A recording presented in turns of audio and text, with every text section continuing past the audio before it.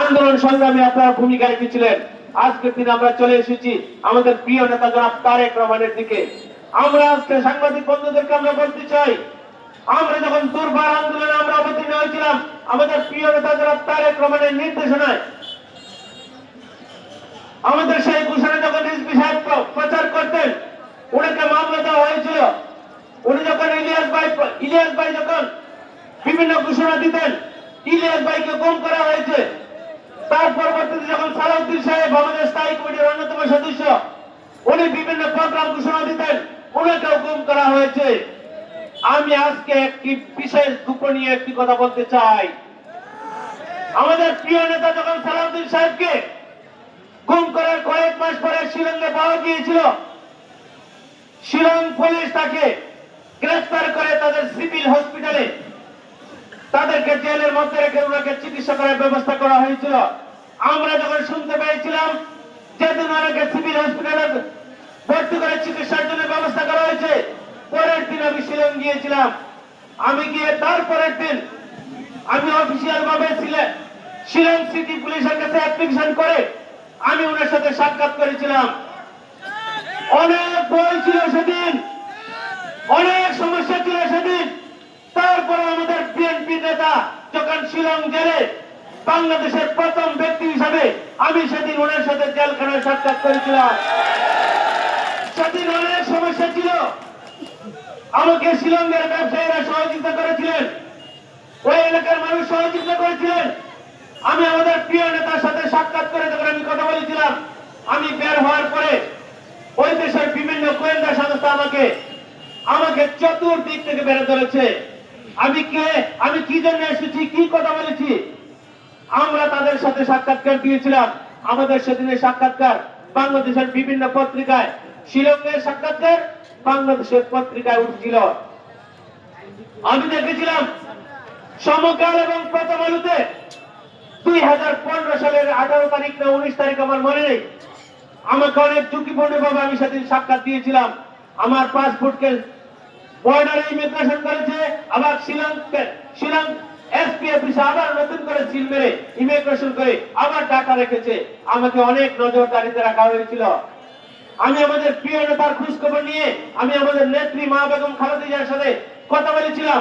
উনি কিছু কথা বলেছিলেন, উনি বেঁচে থাকার আকুতি জানিয়েছিলেন, মহান আল্লাহর কাছে শুকরিয়া আদায় করেছিলেন। উনি বাঁচার কথা নয়, মহান আল্লাহ শুধু বাঁচিয়েছেন। আমি সেভাবে বিশ্বাস করি আমাদের প্রিয় নেত্রী মা বেগম খালেদা জিয়া 6.5 বছর জেল কেটেছেন। আমার প্রিয় নেতা জনাব তারেক রহমানকে কারা নির্যাতন করা হয়েছে, তাকে বারবার রিমান্ডে নেওয়া হয়েছে। উনি কোনদিনও আপনাদেরকে ভুলে যাননি, আপনাদেরকে পাশে থেকে আন্দোলন সংগ্রাম করেছেন এদেশের গণমানুষের মুক্তির জন্য। এদেশের গণমানুষ যাতে তাদের অধিকার, একটি ভোটের অধিকার প্রয়োগ করতে পারে, সেই জন্য শুধু আপনাদেরকে সাথে নিয়ে আন্দোলন সংগ্রাম করেছিলেন। আপনাদের এই জামালগঞ্জ উপজেলার বিভিন্ন নেতৃবৃন্দরা 2018 সালের পূর্বে 2018 সালের সময় অনেক নাশকতার মামলা ঢুকেছেন। বিশেষ করে ভীমখালী, জামালগঞ্জ সদর সহ বিভিন্ন ভাবে নির্যাতিত হয়েছেন আমাদের বিএনপির নেতৃবৃন্দরা। বারবার কারা নির্যাতিত হয়েছেন আমরা সে সমস্ত বিষয়গুলো আমরা দেখেছি। এখনো কিন্তু অনেক মামলা নিষ্পত্তি হয়নি, আমরা চেষ্টা করে যাচ্ছি নিষ্পত্তি হওয়ার জন্য। আমরা সুদিন চাই, আমরা আমাদের ভোট প্রয়োগ করতে চাই, আমরা নির্বাচন চাই। সেই নির্বাচনকে অনেক চ্যালেঞ্জ আমাদের প্রিয় নেতা কথা বলেছেন। আমাদের প্রিয় নেতা জনাব তারেক রহমান বারবার বলছেন, দল যাকে মনোনয়ন দেয় তার পক্ষে সকল থাকার জন্য। দলের অভিভাবক যিনি মুরব্বী, উনি যখন বলেছেন একজনকে প্রার্থী হিসেবে ঘোষণা করেছেন, সেই প্রার্থীকে মেনে নেওয়ার জন্য পরিবারের মুরব্বী কোন নির্দেশনা দিলে সেই নির্দেশনা পালন করে সেই সুদিন চলে আসছে আপনাদের ভোট দেওয়ার জন্য। কিন্তু চ্যালেঞ্জ রয়ে গিয়েছে, বিনা চ্যালেঞ্জে আপনাদেরকে কেউ ছেড়ে দিবে না, আমরাও কাউকে বিনা চ্যালেঞ্জে আমরা ছেড়ে দিব না। আমাদের প্রিয় নেতা জনাব তারেক রহমান কথা দিয়েছেন, আমাদের প্রিয় নেতা জনাব তারেক রহমান কথা দিয়েছেন আপনাদের জন্য। উনি বলছেন ব্যক্তি পর্যায়ে সাহায্যের হাত বাড়াবেন, সেখানে যুবক যুবতী, তরুণ তরুণী, মধ্যবয়স্ক, পূর্ণবয়স্ক সকল শ্রেণী পেশার মানুষকে বিভিন্ন পর্যায়ে তাদেরকে সরকারি সেবার আওতায় নিয়ে আসবেন। আমাদের প্রিয় নেতা কথা দিয়েছেন আমাদের প্রত্যেকটা নারী সদস্য নারী সদস্যকে ফ্যামিলি কার্ড দিবেন, চিকিৎসা কার্ড দিবেন এবং প্রত্যেকটা কৃষক ভাইদেরকে ফার্মার্স কার্ড দিবেন। উনি কথা দিয়েছেন প্রত্যেকটা এলাকায় মসজিদে ইমাম মুয়াজ্জিনদেরকে তাদেরকে সরকারি পাতার আওতায় নিয়ে আসবেন পর্যায়ক্রমে। উনি কথা দিয়েছেন আপনাদের সন্তানদেরকে 1 কোটি সন্তানকে যদি পর্যায়ক্রমে কর্মসংস্থানের ব্যবস্থা করবেন। কিন্তু উনি যা কথা দিয়েছেন, কথার আগে তো ওনার সাথে কথা রাখতে হবে।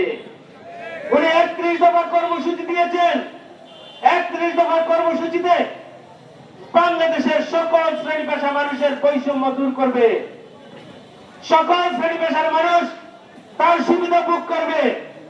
কেউ অন্যায় ভাবে জুলুম করতে পারবে না, কেউ বেশি দিন ক্ষমতায় থাকতে পারবে না, ক্ষমতার অপব্যবহার করতে পারবে না। আপনার দলের প্রতিনিধি, আপনার কেমন নেতা আপনার গ্রামের মানুষ জানে, আপনার আমার ওয়ার্ডের মানুষ জানে, আপনার ইউনিয়নের মানুষ জানে। আপনারা তাদের সাথে ভালো আচরণ করতেন, আমরা তাদের সাথে ভালো আচরণ করতাম। আমরা তাদের সাথে ভালোবাসার ভোট আনতাম, আমরা তাদের শীষের প্রতীক দিয়ে নির্বাচন করতাম। আমরা সেদিনেই আমাদের প্রিয় নেতা আপনাদের সকল কিছুর মূল্যায়ন করবেন, সেদিনে আপনাদের সকল কিছু বাস্তবায়ন করবেন।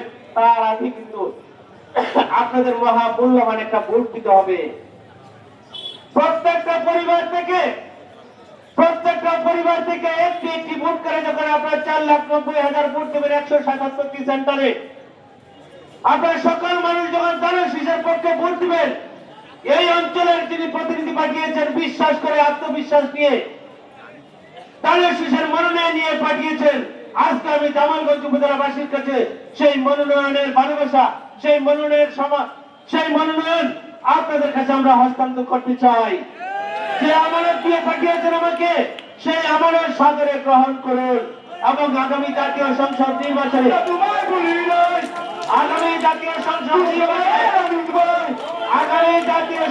নির্বাচনে আপনারা সেই আমানতের জন্য আপনারা হেফাজত করবেন একটি ভোট প্রদানের মাধ্যমে, একটি ভোট দেওয়ার মাধ্যমে আপনারা সেই আমানত রক্ষা করবেন। আমরা আশা করব এক একটা ভোটের অনেক মূল্যায়ন। সেই ভোট যেদিন বাস্তবায়ন হবে, 4,90,000 ভোটে যখন আমাদের এখানে প্রায় সবাই মানুষ ভোট দিবে, আমি আশা করব কমপক্ষে 4 থেকে 4.5 লাখ ভোট যাতে কাস্ট হয়, আমরা প্রত্যেকের বাড়িতে বাড়িতে দাওয়াত নিয়ে যাব। আমাদের সেই ভোটের মাধ্যমে যখন জাতীয় সংসদে আপনারা এমপি নির্বাচিত করবেন, তাদের শীষকে জয়যুক্ত করবেন এবং এই সংসদে যখন আপনারা আমাকে প্রেরণ করবেন, 300 জন এমপি নিয়ে আমাদের প্রিয় নেতা জনাব তারেক রহমান যখন এই দেশের প্রধানমন্ত্রী নির্বাচিত হবেন, উনি কথা দিয়েছেন আপনাদের সকলের স্বার্থে সে সমস্ত বিষয় মূল্যায়ন করবেন। আমরা জানি আমাদের স্থানীয় পর্যায়ে উন্নয়ন কি প্রয়োজন, আমরা জানি আমাদের কৃষকদের কি সমস্যা। আমরা 23টি ইউনিয়নে কৃষক সমাবেশ করে আমরা জেনেছি জামালগঞ্জ উপজেলার পাকনার হাওরে তাদের কৃষকদের দুর্গতির কথা।